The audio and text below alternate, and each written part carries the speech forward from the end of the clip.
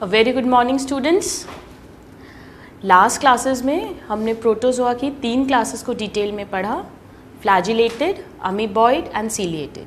Now let's move on to the last class of protozoa. हमने discuss किया था कि फोर्थ वो क्लास होती है जिसमें कोई भी लोकोमोटरी ऑर्गेनेल नहीं होता.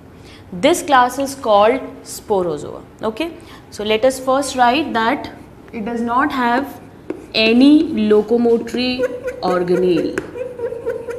नाउ व्हाई, क्यों इसमें कोई लोकोमोटरी ऑर्गेनेल नहीं है, और अगर नहीं है तो ये मूव कैसे करेगा? Actually students, it's a very important point. ये क्वेश्चन भी पूछा जाता है. ये एक ऐसी क्लास है जिसके सारे मेंबर्स एंडो पैरासाइट्स हैं.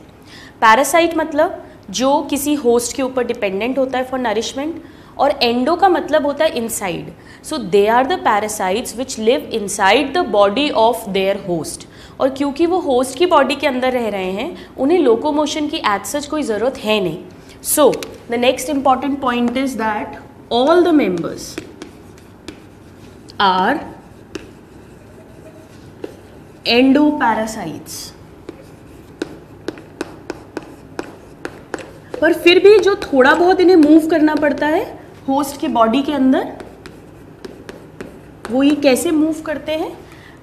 आप इमेजिन करें, अगर आपके दोनों हाथ और दोनों पाँव कोई बांध दे, जैसा हम मूवीज़ में देखते हैं कि दोनों हाथ दोनों पाँव बांध दिए और फिर आपको बोले कि आप यहाँ से यहाँ तक मूव करो, तो आप कैसे कर सकते हो? कैसे? रैंक के. बिल्कुल सही.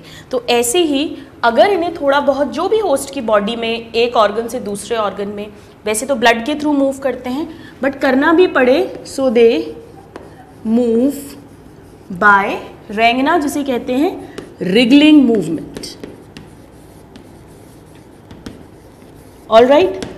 बट अदरवाइज इसमें क्या कहा जाएगा कि there is no locomotory organ. ये क्वेश्चन आता है. Next, they all are endoparasites. अब इस क्लास को स्पोरोजोआ क्यों कहते हैं? ये पैरासाइट्स हैं. पैरासाइट्स मतलब poor quality guest. Poor quality guest मतलब जो होस्ट को डिजीज करके हार्म करेगा. इनकी जो इन्फेक्टिव स्टेज है वो होती है स्पोर्स, और क्योंकि ये स्पोर फॉर्मिंग एनिमल्स है, इसीलिए इन्हें कहते हैं sporozoa. Sporo means it stands for spore and zoa is for animal. तो इनके सभी मेंबर्स में हमेशा you will always find infective spore producing animals. So they are infective spore producing animals. Life में किसी ना किसी स्टेज में अपनी ये ज़रूर इन्फेक्टिव स्पोर्स को फॉर्म करेंगे. सो this is the third important point जिस पे क्वेश्चन पूछा जाता है, जो इसका चीफ कैरेक्टर है.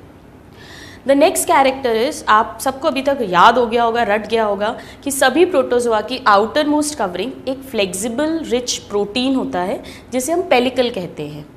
यहाँ पे जो पेलिकल है वो टेम्परेरी पेलिकल है. टेम्परेरी से क्या मतलब है? टेम्परेरी का मतलब है कि इनकी लाइफ की कुछ स्टेज में ही पेलिकल प्रेजेंट होती है और उसके बाद में it disintegrate. So they have a temporary pellicle. Okay, now next, coming up to their reproduction. How do they reproduce? Students, अगर आपने पढ़ लिया हो, अगर आपको याद हो, अभी तक हमने जितनी भी क्लासेस पढ़ी उन तीनों में ही बाइनरी फिजन हो रहा था, यानी एक पेरेंट 2 डॉटर सेल्स में डिवाइड होता है. पर यहाँ पर फर्स्ट टाइम हम पढ़ेंगे कि मल्टीपल फिजन होता है. That means a single parent will divide into many daughter cells. So the main mode of reproduction is asexual, और एसेक्सुअल भी किससे है? Bye multiple fission, not binary fission. ये इंपॉर्टेंट है. This is a unique feature, more common. All right. लेकिन इनमें sexual reproduction भी मिलता है. हमने सीलिएट्स में भी सेक्सुअल रिप्रोडक्शन पढ़ा था, पर वो एक प्रिमिटिव टाइप का था जिसे हमने कॉन्जुगेशन नाम दिया था. यहाँ पर जो सेक्सुअल रिप्रोडक्शन है वो एडवांस टाइप का है. So they also show sexual reproduction and that is advance type, जिसे हम कहते हैं syngamy. What do we call it? Is syngamy. Syn means fusion और गैमी का मतलब होता है मैरिज। इट मीन्स यहाँ पे कोई शादी नहीं हो रही है, इसका मतलब है कि इसमें दो गैमीट्स बनेंगे, one will behave as male gamete, one is the female gamete, दोनों गैमीट फ्यूज होंगे, उनके न्यूक्लियस भी फ्यूज होंगे और उनमें फर्टिलाइजेशन होगा। This is a permanent fusion, okay, not like conjugation जिसमें कि पैरामीशियम में टेम्पररी फ्यूजन हो रहा था। So the main mode of reproduction is asexual by multiple fission, but they also show advanced sexual reproduction in the form of syngamy. Now let's talk about their examples. Examples के लिए हमने एक trick बनाई है। Trick ये है कि एक मेरे नोन हैं जिनका नाम है बेन। क्या नाम है? बेन। और बेन जो है वो मेंबर ऑफ पार्लियामेंट है। Member of parliament means he is an MP। सो हमारी ट्रिक जो है वो है that Ben is a MP। Now they all will be parasites, हम लोग ऑलरेडी डिस्कस कर चुके हैं, और पैरासाइट्स हैं तो वो कोई ना कोई डिजीज करेंगे। So now let us right कि कौन से पैरासाइट्स हैं और क्या डिजीज कॉज करते हैं। सबसे पहले B stands for Babesia. Babesia जो है ये कैटल्स के अंदर जितने भी जैसे काओ, गोट, बफेलोज, इनके अंदर एक डिजीज कॉज करता है, and that disease is called Texas fever और टिक फीवर और रेड वाटर फीवर। यहाँ पे दोनों पॉइंट्स इंपॉर्टेंट हैं, कौन सी डिजीज कॉज करते हैं और किन के अंदर करते हैं। So they cause this disease in cattles. This is the first parasite. Now the second parasite. E. E stands for Emeria.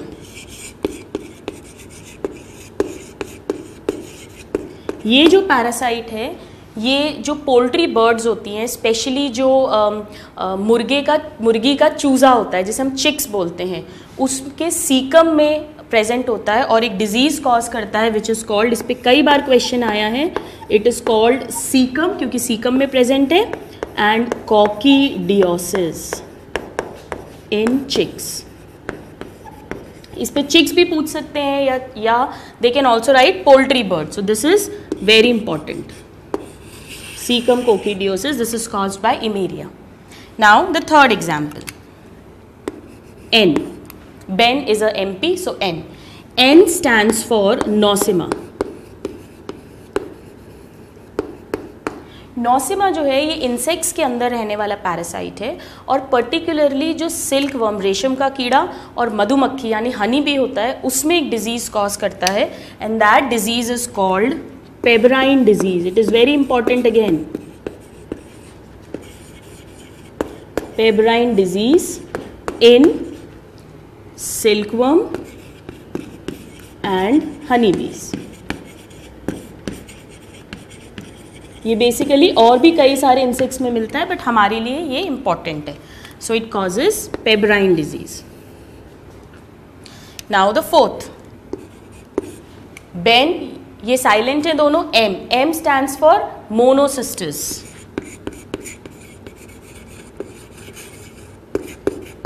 Monocystis एक ऐसा स्पोरोजोअन है जो अर्थवर्म यानी केचुए के जो सेमिनल वेसाइकल हैं, it is a part of male reproductive system, उसके अंदर रहता है। एज सच डायरेक्टली कोई डिजीज़ कॉज नहीं कर रहा, बट उसकी जो फर्टिलिटी है उसे अफेक्ट करता है। सो it is a parasite inside, कहाँ मिलेगा? Seminal vesicle. This is important question of earthworm. Directly कोई डिजीज कॉज नहीं करता। And last but not the least, P, member of parliament, P. P stands for Plasmodium. आप सबने इसका नाम सुना होगा, बिल्कुल सही, आपको याद आ गया है। ये ह्यूमंस में रहेगा और क्या कॉज करेगा? A very deadly disease, a very commonly known disease, it causes malaria in humans. Now this we have to read in detail about Plasmodium. So these are the general characteristics: no locomotory organ, endoparasite, infective spores, temporary pellicle, mainly multiple fission, also advanced sexual, and the trick to remember the example is that Ben is a member of parliament. आप इसे note down करें, then we'll move on to plasmodium. Alright students, now let's discuss about plasmodium.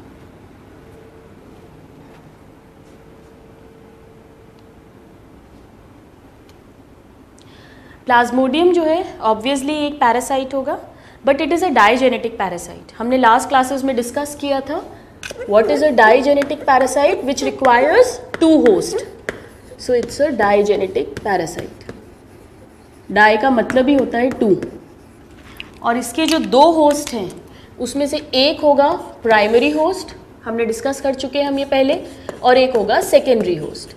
Primary host वो host होता है जिसके अंदर parasite अपनी sexual maturity attain करता है, और सेकेंडरी होस्ट जो है उसे हम करियर या वेक्टर भी कहते हैं, यानी इसी के थ्रू वो ट्रांसमिट होता है. So it is also called career. अब प्लाज्मोडियम किसके अंदर मलेरिया कर रहा है? ह्यूमंस के अंदर. तो इसका प्राइमरी होस्ट कौन होगा? ह्यूमंस. और आप सब जानते होंगे कि मलेरिया किससे होता है? मच्छर के काटने से. कौन सा मॉस्किटो होता है? Anopheles mosquito. और मेल या फीमेल, इसको याद रखना बहुत सिंपल है. सारी स्पीशीज में कौन ज़्यादा खतरनाक है, मेल की फीमेल? कौन डेंजरस होता है? फीमेल्स. तो यहाँ पे भी कौन डेंजरस है? Female. So the career is female Anopheles mosquito. ये बिल्कुल लर्न होना चाहिए बाय हार्ट. ओके. प्लाज्मोडियम की जो डिटेल लाइफ साइकिल है वो हम लोग लेटर ऑन आपके 12th में जब आप ह्यूमन डिजीज़ पढ़ेंगे तब पढ़ेंगे, पर यहाँ पर आप ध्यान से सुनिएगा. मैं आपको इसकी लाइफ साइकिल एक ब्रीफ में बता रही हूँ. क्योंकि ये एक स्पोरोजोअन है तो इसकी जो इन्फेक्टिव स्टेज है वो होगी स्पोर या स्पोरोजॉइड जिसे कहते हैं. ये जो स्पोरोजॉइड्स होते हैं ये इस फीमेल एनाफिलीज मॉस्किटो के जो सलाइवरी ग्लैंड्स हैं वहाँ पर स्टोर्ड रहते हैं. और ऐसा फीमेल एनाफिलीज मॉस्किटो जिसके सलाइवरी ग्लैंड में स्पोर्स प्रेजेंट है इन्फेक्टिव, अगर वो किसी ह्यूमन को बाइट करता है और उसके स्पोर्स हमारे ब्लड के अंदर इंट्रोड्यूस हो जाते हैं तो ही चांस है कि हमें मलेरिया हो. और हमारे बॉडी के अंदर, हमारे ब्लड के अंदर जाके ये लिवर में पहुंचते हैं. लिवर में जाने के बाद इनमें एसेक्सुअल रिप्रोडक्शन होता है, यानी multiple fission, they start multiplying, और ये लिवर के सेल्स को बर्स्ट कर देते हैं. वहाँ से ये आरबीसीज के अंदर चले जाते हैं जो ब्लड में प्रेजेंट हैं, रेड ब्लड सेल्स, और फिर वहाँ पर भी ये मल्टीपल फिजन शो करते हैं. They increase in number and they burst the RBCs.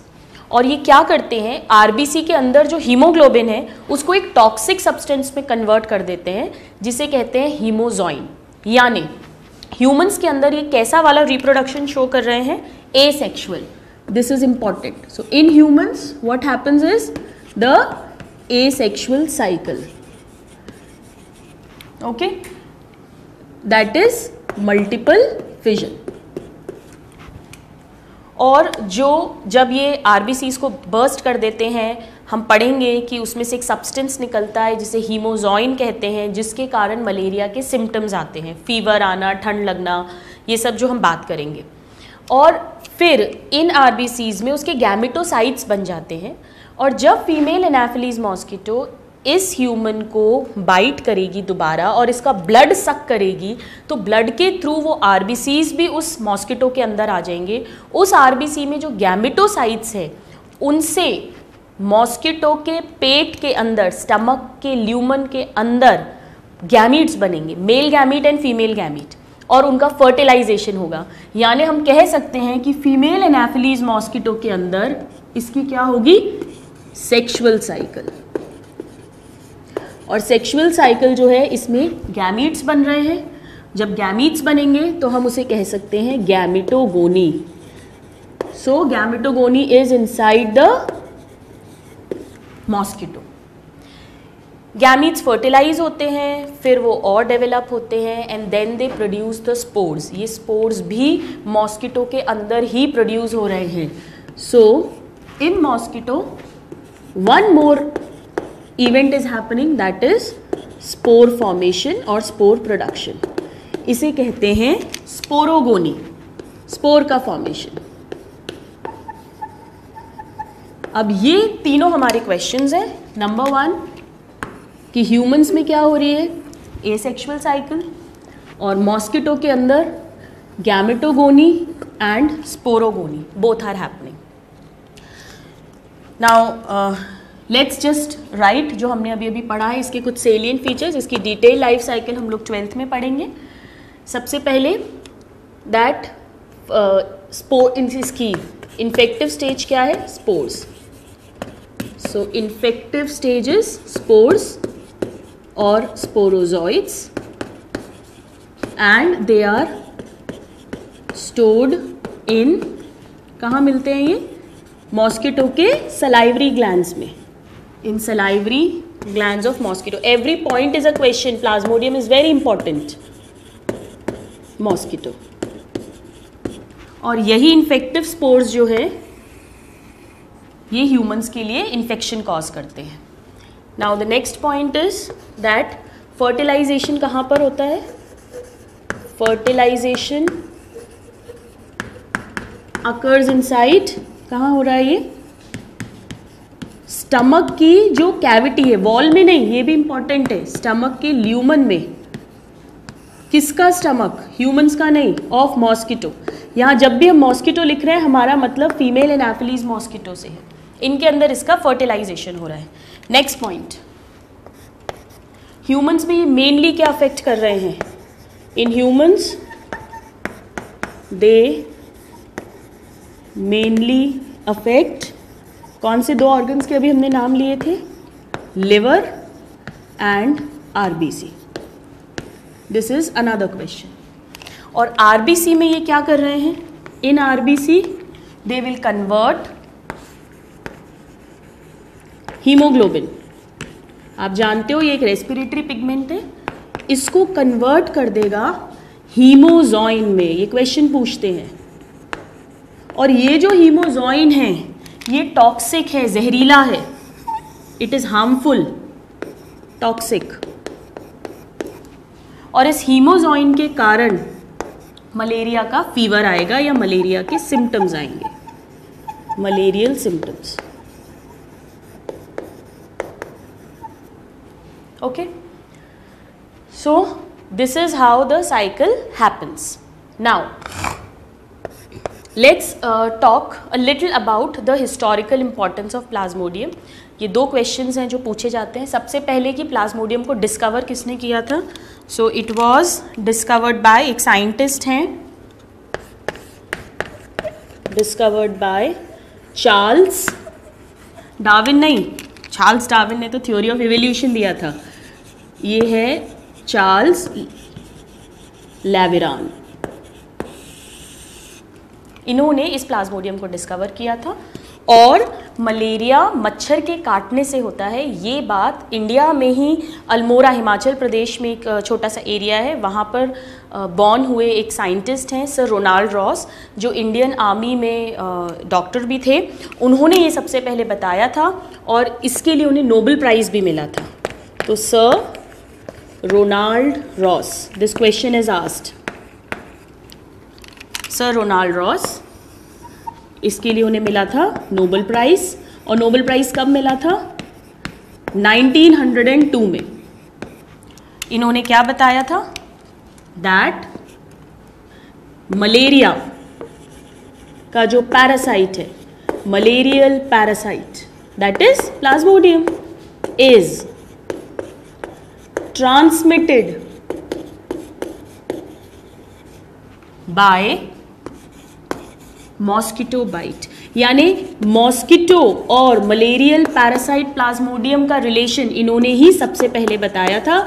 It was a big discovery and for this he received Nobel prize in 1902। अब प्लाज्मोडियम की अभी तक 60 स्पीशीज़ खोजी गई हैं, बट हमारे लिए बहुत खुशी की बात है कि उसमें से सिर्फ 4 स्पीशीज़ हैं जो ह्यूमंस में मलेरिया कॉज करती हैं। हम लोग इसको एक टैबुलेटेड फॉर्म में समझने की कोशिश करते हैं। This is very important from exam point of view also. So let's make a table.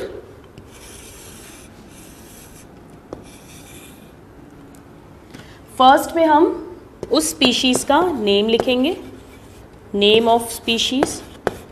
All right. Then we will talk about the special character. Then हम बात करेंगे कि वो किस तरह का मलेरिया करता है. So the type of malaria it causes. All right.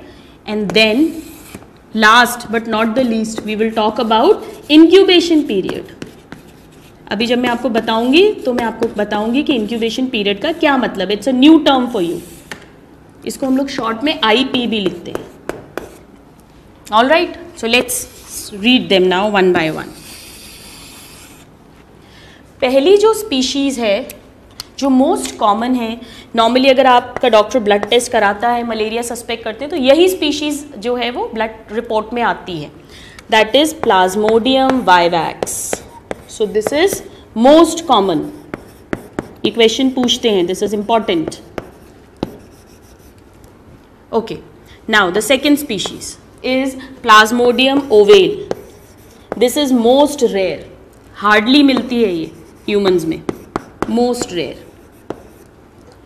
Third species very important, इसलिए मैं दूसरे कलर से इसको लिख रही हूँ और स्टार लगा रही हूँ. It is Plasmodium falciparum. क्यों इंपॉर्टेंट है फैल्सीपेरम? क्योंकि ये मोस्ट डेंजरस है. यही वो मलेरियल स्पीशीज है जो हमारे ब्रेन तक जाके कोमा एंड डेथ भी कॉज कर सकती है.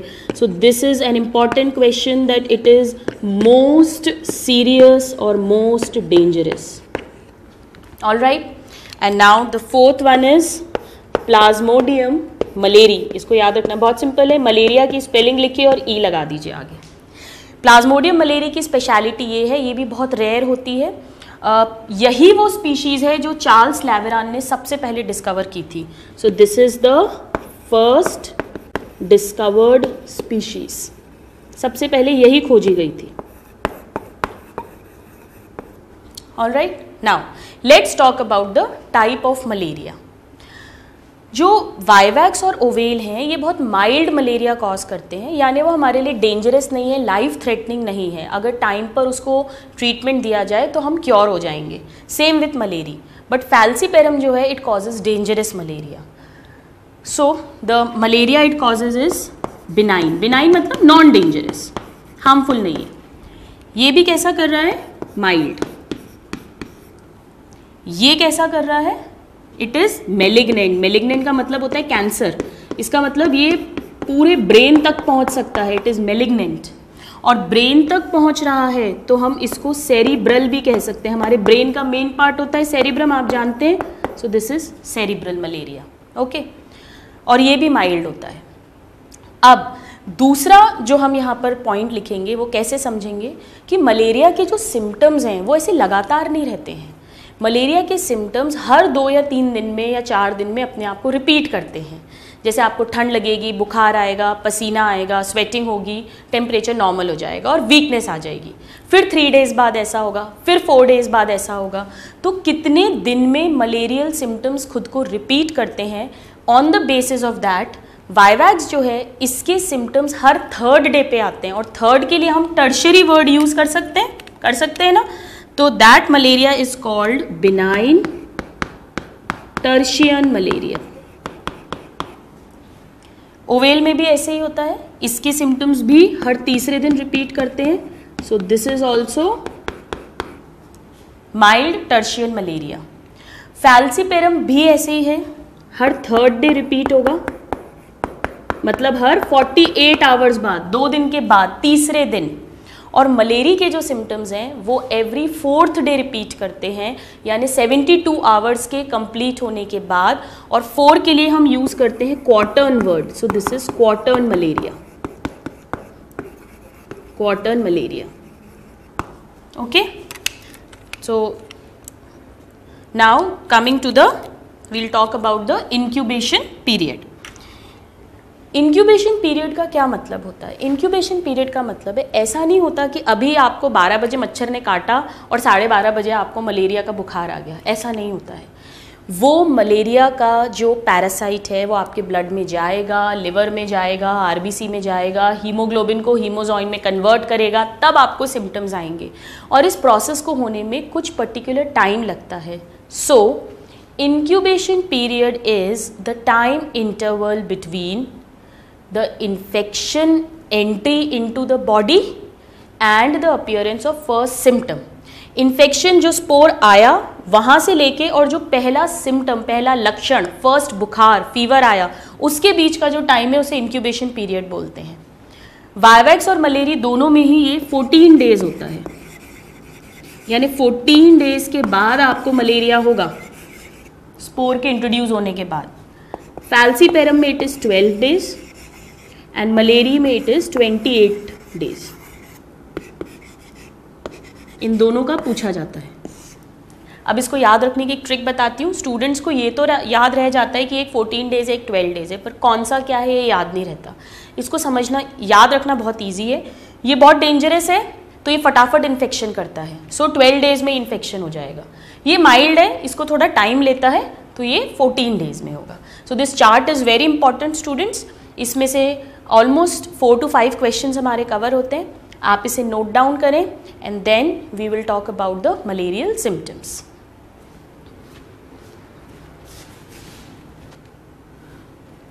Alright students, now let's talk a little bit more about the malarial disease. अब हम जो पढ़ रहे हैं वो हम मलेरिया के सिम्टम्स की बात करेंगे. सो मलेरिया का जो सिम्टम्स हैं अभी अभी हमने बात करी, वो एक पर्टिकुलर टाइम के बाद एवरी 3rd डे या एवरी 4th डे रिपीट होते हैं. ये जो रिपीटेशन है, ये साइकिल है, इसको हम कह सकते हैं मलेरियल पैरोक्सिम. पैरोक्सिम मीन्स इनकी जो साइकिल है सिम्टम्स की. So now we'll talk about malarial paroxysm. It's very easy to understand. सबसे पहले आपको ठंड लगेगी, मतलब चिलिंग. ये सीरियल ऑर्डर में याद होना चाहिए, इस पे क्वेश्चन आता है.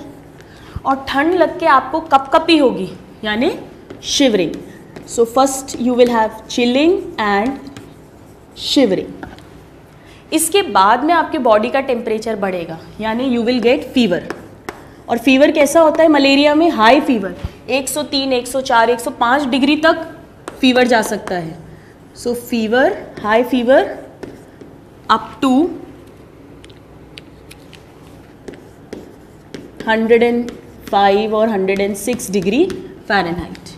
और फीवर आने के बाद में भयंकर वाला पसीना आएगा, that is we call it as profuse sweating.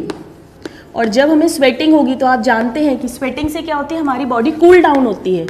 So प्रोफाउज sweating, then body temperature क्या होगा? नॉर्मल हो जाएगा. सो टेम्परेचर बिकम्स नॉर्मल. लेकिन पेशेंट जो है उसको वीकनेस लगेगी. Patient will feel, patient becomes week. Okay. और फिर वीकनेस रहेगी, फिर 3 दिन बाद ठंड लगेगी, कपकपी होगी, बुखार आएगा, स्वेटिंग होगी, फिर टेम्परेचर नॉर्मल होगा. And this is the way this cycle will go on. So this is the malarial paroxysm और the cycle of symptoms. Now the next we'll read कि इसके लॉन्ग टर्म इफेक्ट्स क्या हैं. Long term effects जो हैं उन्हें कहते हैं chronic. So the chronic effects of malaria.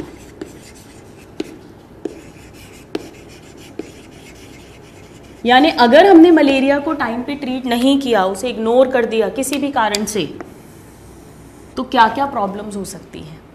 देखिए, अभी हमने पढ़ा है कि ये आरबीसी में जाके उसे बर्स्ट कर रहे हैं, तोड़ रहे हैं, तो नेचुरली आरबीसी का जो काउंट है वो क्या हो जाएगा? कम हो जाएगा.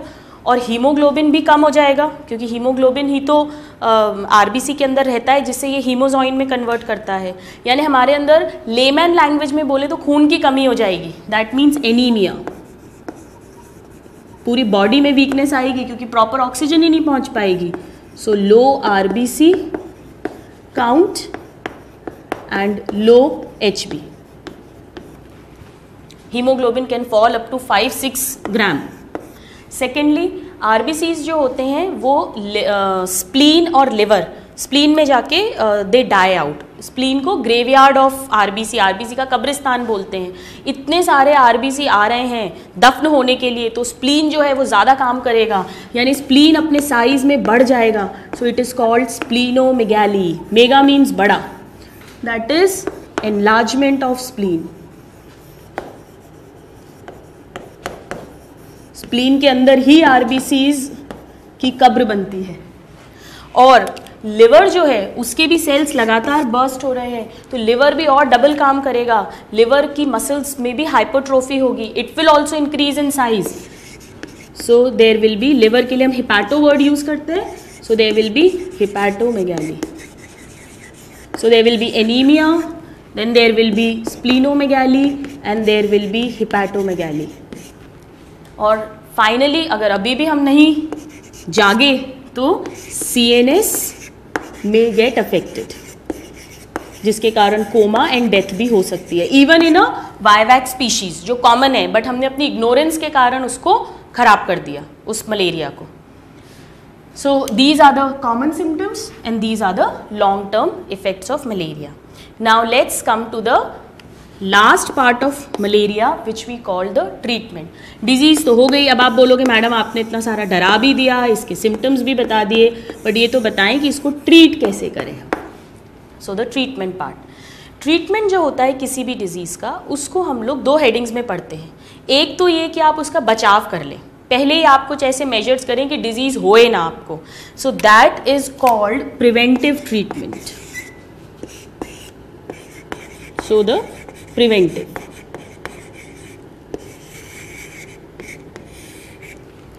प्रिवेंटिव में अपन क्या कर सकते हैं कि आप मच्छर ही मार दो, ना रहेगा बांस ना बजेगी बांसुरी।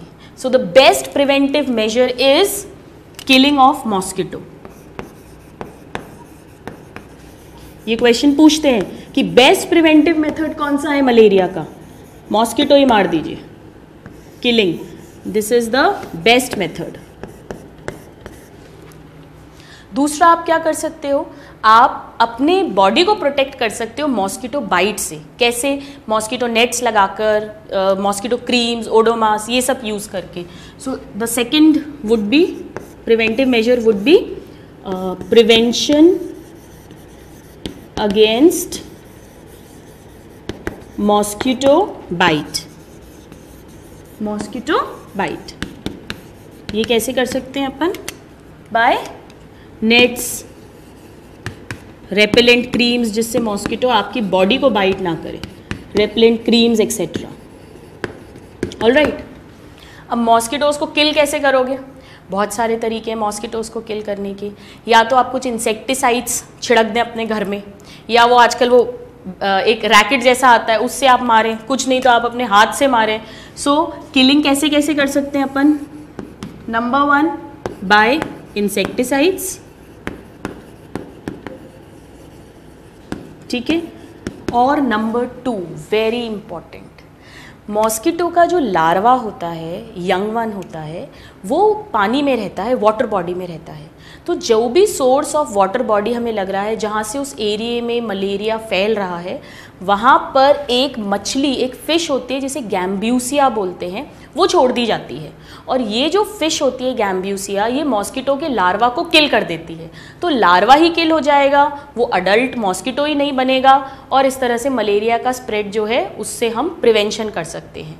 क्योंकि इस मेथड में हम एक लिविंग ऑर्गेनिज्म को यूज़ कर रहे हैं, गैम्ब्यूसिया फ़िश को, तो इसे कहते हैं बायो कंट्रोल मेथड। ये क्वेश्चन पूछते हैं कि आप मलेरिया का बायो कंट्रोल कैसे करोगे? कैसे करेंगे? By the use of Gambusia fish. This is very important question. ये मॉस्किटो के लार्वा को किल कर देती है। Okay, so by killing of mosquito, that is either by insecticides or biocontrol method by Gambusia fish, और prevention against mosquito bite. लेकिन मान लीजिए आपने सब कुछ करा लेकिन फिर भी हमारी ग्रह दशा खराब चल रही थी और उस मच्छर ने काट लिया और वो स्पोर अंदर चला गया और हीमोग्लोबिन हीमोजॉइन में कन्वर्ट हो गया और मलेरिया हो गया, मलेरिया के सिम्टम्स आ गए, मलेरियल पैरासाइट ब्लड रिपोर्ट में आ गया। अब प्रिवेंशन का कोई रोल नहीं है, अब तो आपको डॉक्टर के पास जाना पड़ेगा और मेडिसिन लेनी पड़ेगी। सो the next is curative treatment किसी भी डिजीज का। दैट मीन्स क्योर कैसे करें, डिजीज हो गई है बाय ड्रग्स। ड्रग्स का मतलब वो नहीं होता दम मारो दम, साइंस में एक्चुअली ड्रग का मतलब होता है medicine. So it is the medicinal treatment. इसमें दो तरह की मेडिसिन हैं, this is very important question. एक मेडिसिन हमें नेचर ने प्रोवाइड करी है, एक पेड़ होता है जिसे सिंचोना बोलते हैं, उसकी जो छाल है यानी बार्क है वहाँ से एक नेचुरल प्रोडक्ट मिलता है क्विनाइन, जो एंटी मलेरियल मेडिसिन की तरह काम करता है। सो इसको भी हम दो में डिवाइड कर देंगे। First is a natural drug. ये क्वेश्चन पूछते हैं कि which one of the following is a natural drug, मतलब नेचर ने हमें दी है। कौन सी होती है, बिल्कुल टिप्स पे होना चाहिए, आपने कई बार घर में सुना भी होगा क्विनैन की दवा, वो क्विनैन नहीं है, इट इज क्विनाइन। और ये किससे मिलती है, from bark of cinchona tree. इसमें ट्री का नाम भी आना चाहिए और उसके कौन से पार्ट से मिलती है, दैट इज बार्क से। Okay, so this is a natural drug. और नेचुरल ड्रग पड़ी है तो बाकी क्या हो जाएगा, सेकेंड कैटेगरी आर्टिफिशियल ड्रग्स, यानी जो हमने रिसर्च करके और लैब में बनाई है।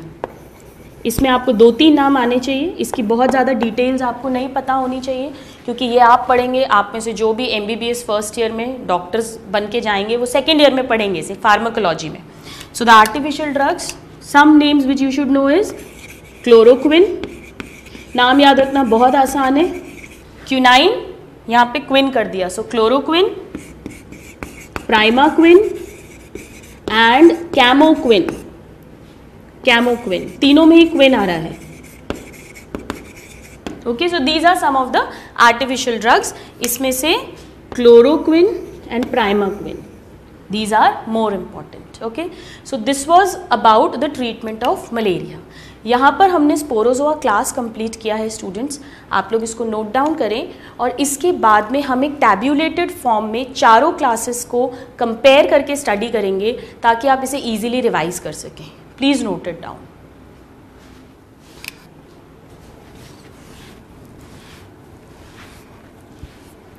Okay students, so now let's move on.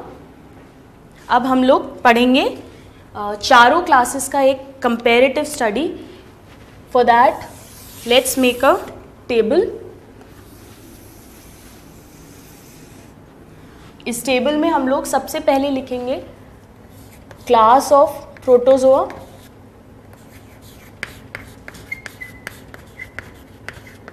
all right.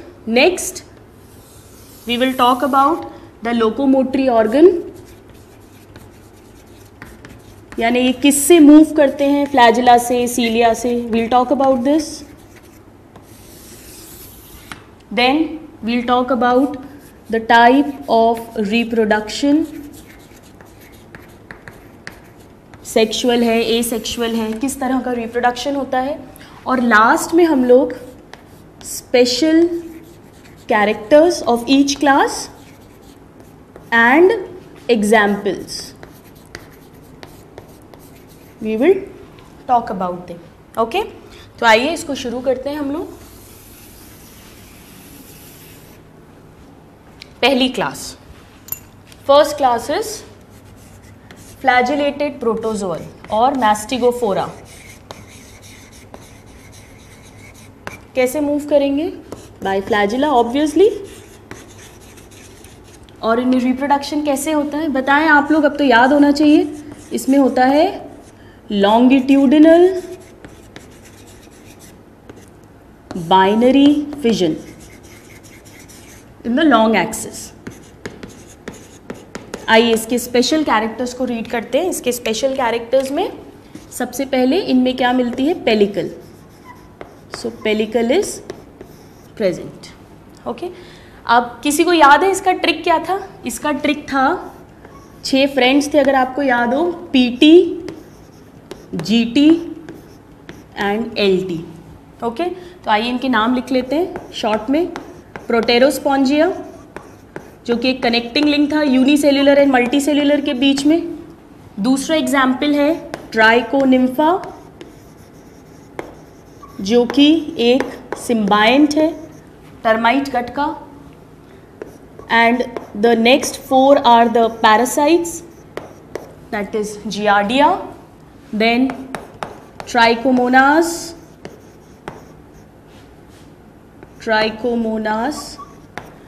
फिर लिशमैनिया।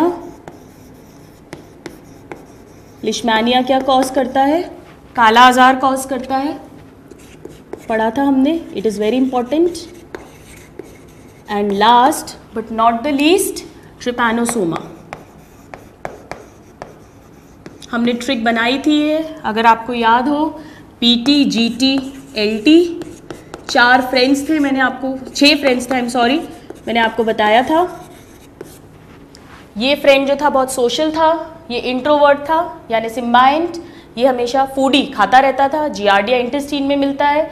ये ड्रंकर्ड था, यूरिनरी ट्रैक्ट में मिलता है। ये पार्लर में मिलता था, लुक्स कॉन्शियस क्योंकि काला आजार कॉज करता है, काला है ये। और T स्टूड फॉर लेजी, हमेशा सोता रहता था, और ये करता है स्लीपिंग सिकनेस।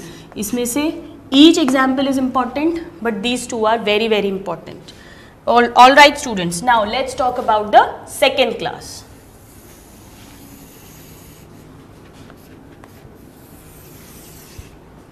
Second class जो है that is amoeboid protozoans.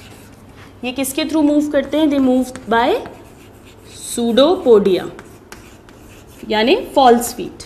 और इसमें भी बाइनरी फिजन मिलता है, बट कैसा मिलता है? इट इज सिंपल और irregular binary fission.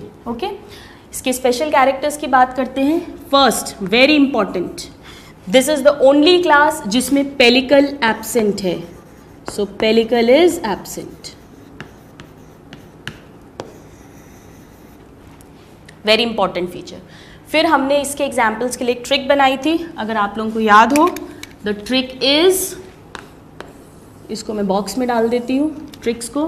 The trick is, as के साथ, विथ एज, ऐश्वर्या ने PG में क्या लगाया था? गर्मी बहुत है, AC लगाया। Okay, so this is the examples are amoeba, then G से था जाइंट अमीबा, और E से एंट अमीबा जो एक पैरासाइट था। और इन सब में कैसे सूडोपोडिया मिल रहे थे, ये इंपॉर्टेंट है। ब्रॉड एंड ब्लंट, जिन्हें हमने क्या नाम दिया था? Lobopodia.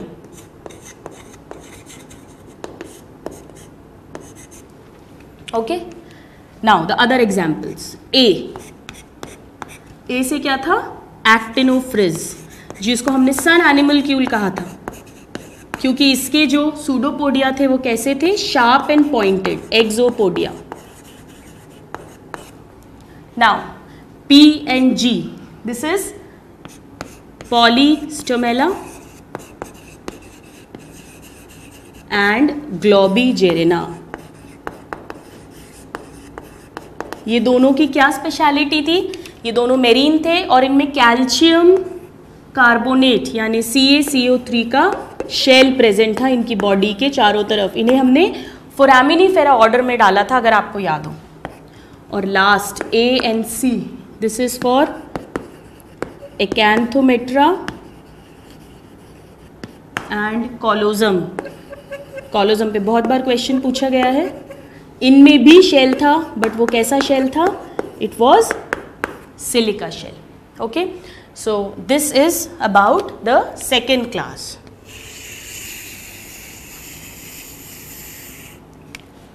The third class of protozoa is ciliated protozoa. ये बहुत इंपॉर्टेंट क्लास है, ये मूव करेगी बाय सीलिया।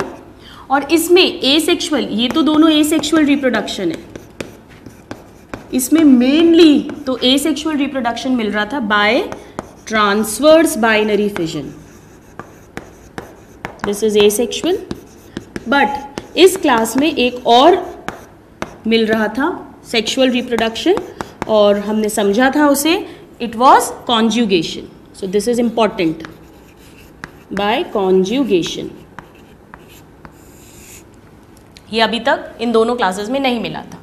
इसके यूनिक फीचर्स की बात करें, इसमें हमने बहुत सारे यूनिक फीचर्स पढ़े थे, इफ़ यू रिमेंबर, लाइक इसमें पेलिकल तो प्रेजेंट होगी obviously, pellicle is present, then they have a permanent mouth like opening, cytostome, a permanent anus like opening, cytopyge, then they have special organ for offense and defense, trichocyst। 2 types के nucleus मिलते हैं, यानी दे show nuclear dimorphism, macro nucleus था और एक micro nucleus था, अगर आपको याद हो। और फिर हमने इसके एग्जाम्पल्स के लिए इसमें भी हमने एक ट्रिक बनाई थी, उस ट्रिक को हमने कहा था, क्या कहा था भाई, please on DVD. This was a trick to remember the examples.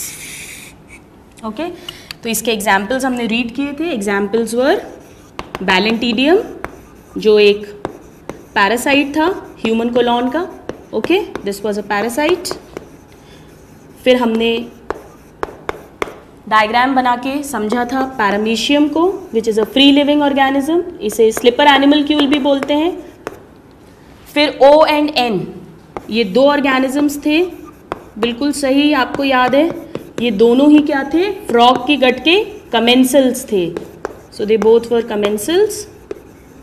और यहाँ पर हमने 2 और ऑर्गेनिजम्स को रीड किया था, that is Didinium and Vorticella, जिसको हमने water bear and bell animalcule पढ़ा था। So this is about the 3rd class. And now students, coming to the last and final part of protozoa, it is जो आज हमने class पढ़ी है, class Sporozoa. इसमें किससे लोकोमोशन हो रहा है, नो लोकोमोटरी ऑर्गेनेल।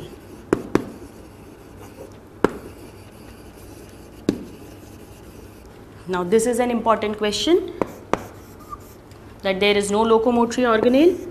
Reproduction कैसे है इसमें?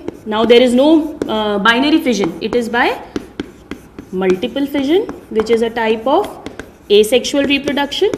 और इसमें sexual reproduction भी मिल रहा है advanced type का, that is by syngamy। This is sexual reproduction। तो लास्ट की दोनों क्लासेस में sexual reproduction भी मिल रहा है। इसके फीचर्स हम लोग लिख लेते हैं फटाफट से, हमने आज ही पढ़ा है, आई एम श्योर आप लोगों को याद होंगे। First, all are endoparasites, this is very important. एक क्वेश्चन पूछते हैं, किस क्लास के सारे मेंबर्स पैरासाइट्स हैं। Next, there is a temporary pellicle, but it is not absent, absent का क्वेश्चन आएगा तो वो अमीबॉइड ही होगा। Then they always produce infective spores, infective spores। और इसके एग्जाम्पल के लिए हमने ट्रिक बनाया था, that Ben is a member of parliament, means Ben is a MP। Okay students, इसके एग्जाम्पल्स हम लोग एक बार लिख लेते हैं। They are, B stands for Babesia, E is for Emeria, N Nosema जो पेब्राइन डिजीज कॉज करेगा, M मोनोसिस्टिस, ये सब पैरासाइट्स हैं, ये अर्थवर्म की सेमिनल वेसाइकल में मिलता है। And last but not the least, malarial parasite, that is Plasmodium. तो स्टूडेंट्स, इस टेबल के थ्रू हमने पूरे प्रोटोजोआ को एक टैबुलेटेड फॉर्म में, एक बहुत इजी फॉर्म में लर्न करने की कोशिश की है। आप इसको अच्छे से याद करें। अगर हम नीट और एम्स की बात करें तो इस पोर्शन में से 1 to 2 क्वेश्चंस एक्सपेक्टेड होते हैं, but every point is important for us. With this we have completed animal like organisms, जिसमें हमने यूग्लिनॉइड्स पढ़ा और प्रोटोजोआ को रीड किया। ये दोनों ही प्रोटिस्टा किंगडम यानी यूनिसेल्युलर यूकैरियोट्स हैं। नेक्स्ट क्लास में we will begin with chapter number 4 that is animal kingdom, जिसमें हम मल्टी सेल्युलर एनिमल्स को रीड करेंगे। So till then, happy reading and a happy day. Thank you.